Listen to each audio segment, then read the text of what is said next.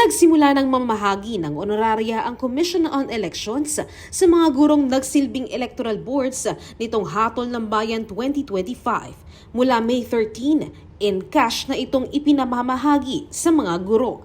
Kailangan matapos ang pamamahagi ng honoraria sa loob ng 15 days. Kaya panawagan ng COMELEC sa mga teacher, kung maaari, kuhanin na ang kanilang service payment. Dapat po maibigay namin ang honoraria within 15 days. So kami po ay nakikiusap na makipag-coordinate na po kayo sa inyong principals nang sa gayon hanggat maaari po, hanggat maaga maibigay na namin ang inyong honoraria. Naglalaro sa 8,000 hanggang 12,000 pesos ang ibibigay ng COMELEC. Kasama na rito ang idinagdag na honoraria ni Pangulong Ferdinand R. Marcos Jr. na 2,000 piso kada guro o poll worker. Naging 12,000 yung para sa ating board chairperson.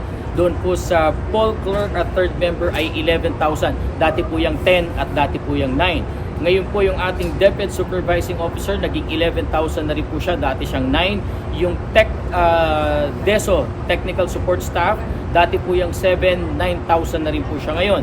Yung dati pong support staff sa school na tumatanggap ng 6,000 ay 8,000 na po siya. Pinuri naman ng COMELEC ang mahigpit na seguridad sa bansa nitong nagdaang eleksyon. Batay kasi sa huling report na tinanggap nila, walang hinaras na guro nitong nagdaang hatol ng bayan. Samantala, nagpaalala naman ng poll body sa mga kandidato na magpasa naman ang kanilang Statement of Contributions and Expenditures o SOSE dahil kapag hindi nagsumiti ng SOSE, kahit naproklama na ay hindi makakaupo sa pwesto.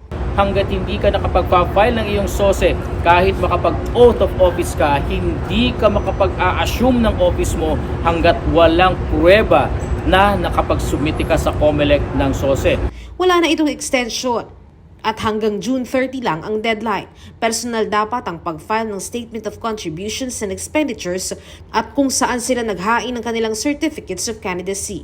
Luisa Erispe para sa Pambansang TV sa Bagong Pilipinas.